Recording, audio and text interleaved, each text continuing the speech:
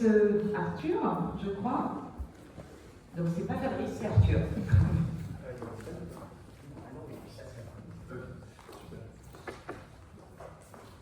Bonjour à tous. Personne n'aime trop les topics ce soir, je vais essayer d'être bref.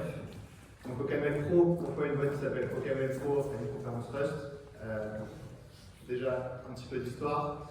On est un bureau d'études d'une trentaine de personnes.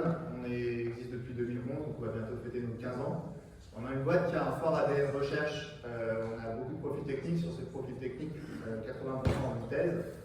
Et ce qu'on essaie de faire, c'est prendre cette culture recherche, cette culture de l'académique et de l'appliquer à des problèmes qu'on appelle de l'industrie, mais on peut dire de l'entreprise de manière plus générale. Et ça se manifeste, on va faire des compilateurs, des interpréteurs, plein d'outils autour des langages, donc aussi des analyseurs statiques et des LSP par exemple.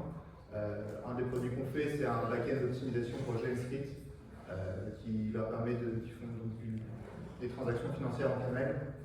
On peut aussi concevoir des langages métiers, des DSL. On en a fait un par exemple avec un appel à projet du CNC. On a fait une espèce de petit DSL graphique pour qu'ils puissent représenter les contrats de production du cinéma qui sont des choses monstrueusement compliquées et suivre comme ça les flux dedans.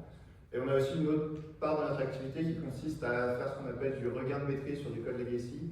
Le use case, c'est vous êtes une grosse administration publique que je ne vais pas citer. Vous avez développé un DSL dans les années 90 qui manipule des sommes monstrueuses d'argent et il n'y a plus personne qui sait le développer chez vous. Du coup, on arrive, on essaie de comprendre comment ça marche, etc.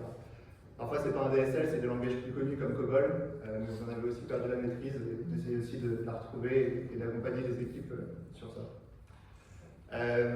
Mais du coup, pourquoi est-ce qu'on est à une conférence Rust? C'est parce que depuis 5 ans, OCaml Pro, qui donc veut être un expert en langage de programmation, on fait aussi du Rust. On fait aussi du Rust et on propose 2 offres différentes à nos clients. La première, ça va être de les accompagner vers Rust pour des équipes qui n'y seraient pas ou qui seraient en train d'y aller. Donc on va offrir des formations. On a une formation débutant et une formation avancée.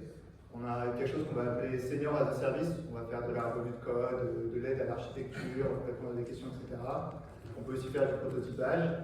Et on a une autre partie où on va vraiment construire des projets logiciels en Rust, que ce soit parce que le client le demande ou parce qu'on pense que c'est la bonne technologie. Et en ça, on a pu faire des taux de DSL, que celui que j'ai présenté.